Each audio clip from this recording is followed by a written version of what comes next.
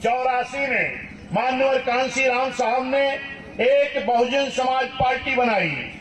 माननीय कांसी राम साहब ने जब पार्टी बनाई तो एक चीज देखा कि बाबा साहब ने तो अथक प्रयास करके संघर्ष करके सभी जाति समाज के लोगों को वोट का अधिकार दिया था, लेकिन इस देश में जितनी भी राजनीतिक पार्टियां रही हैं 1952 में वोट पड़ना शुरू हुआ, 84 में बीएसपी बनी है। इसके पहले तमाम ऐसे समाज के लोग थे जो वोट तो देते थे लेकिन वोट लेने का अधिकार उनको नहीं था, यानी उनको चुनाव लड़ने का अधिकार नहीं था।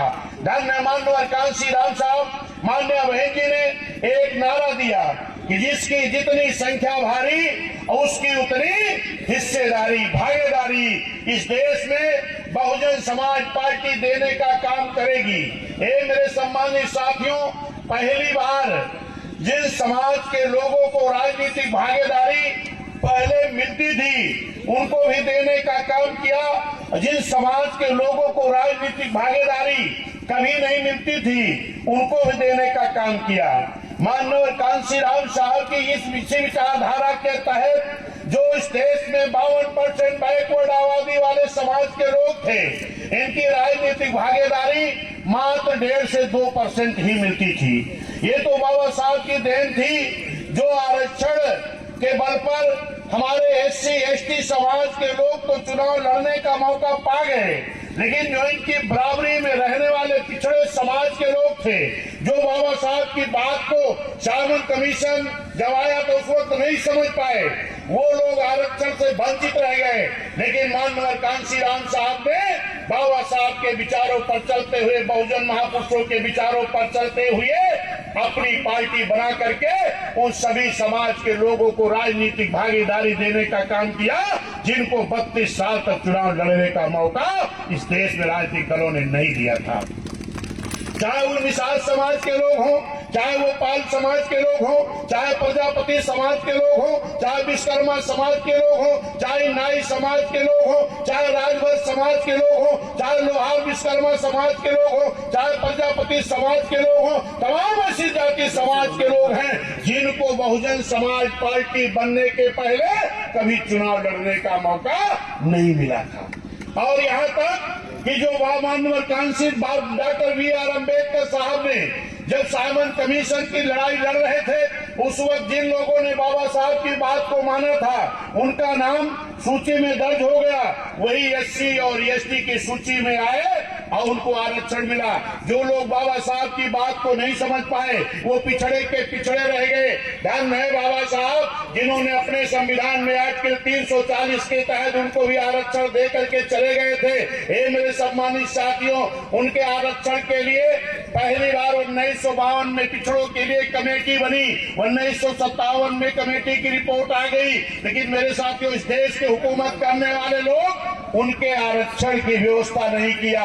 77 में एक बार बात भी चली, जब एक बार बात भी चली तो जो उस वक्त कांग्रेस की सरकार 1952 से ही चलना शुरू हुई 77 तक रही है, और वही कांग्रेस के लोग हैं जो आज कहते हैं कि हम सबकी भागीदारी देंगे। 77 तक इन्होंने 52% पिछड़ों का मंडल कमीशन लागू नहीं होने दिया था। मेरे सम्मानित साथियों, 77 में जब एक कांग्रेस के खिलाफ मोर्चा बना, एक बड़ा गठबंधन बना, इन गठबंधन के लोगों ने कहा कि हम मंडल कमीशन लागू करके हम पिछड़ों को आरक्षण दे देंगे। मेरे सम्मानित साथियों, जैसे सरकार बन गई तब उन्होंने कहा कि ये जो रिपोर्ट आई है ये पुरानी हो गई है। कमेटी कब बनी थी?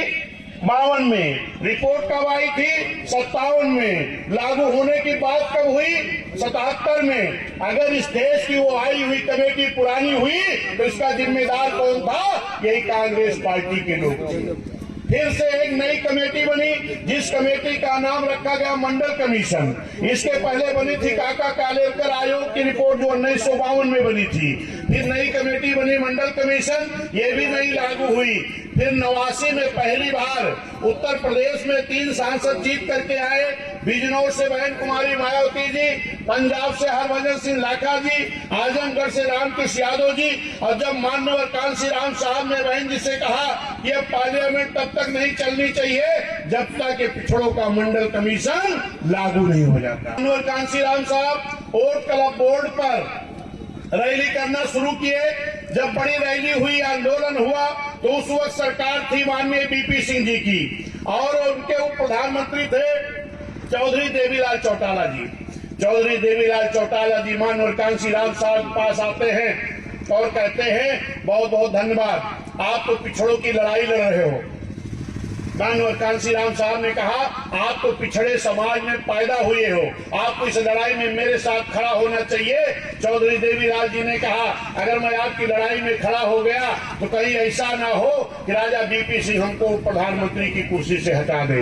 माननीय कांसी राम साहब ने कहा अगर पिछड़े होके पिछड़ों के साथ नहीं खड़े होगे तब भी आप इन कुर्सियों से हट जाओगे।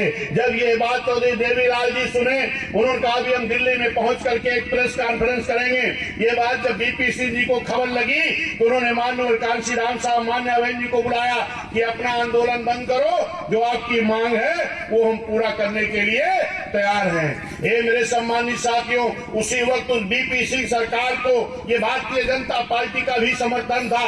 भारतीय जनता पार्टी को जब ये पता लगा कि बहुजन समाज पार्टी के दबाव में बीपी सिंह जी 52% पिछड़ों को आरक्षण देने जा रहे हैं, तो वही भारतीय जनता पार्टी ने बीपी सिंह जी से कहा कि अगर आप पिछड़ों का आरक्षण मंडल कमीशन बहुजन समाज पार्टी माननीय कांसी राम साहब मान्य बहन जी के दबाव में अगर आपने दे दिया तो आपकी सरकार से समर्थन वापस लेके आपकी सरकार हम गिरा देंगे। किसने कहा? किसने कहा? भाजपा के लोगों ने। ये कौन सी भाजपा? वही भाजपा जिस भाजपा को आज नादानी के नाते, नासमझी के नाते हमारा पिछड़ा समाज अपने कंधे पर लेकर के ढो रहा है।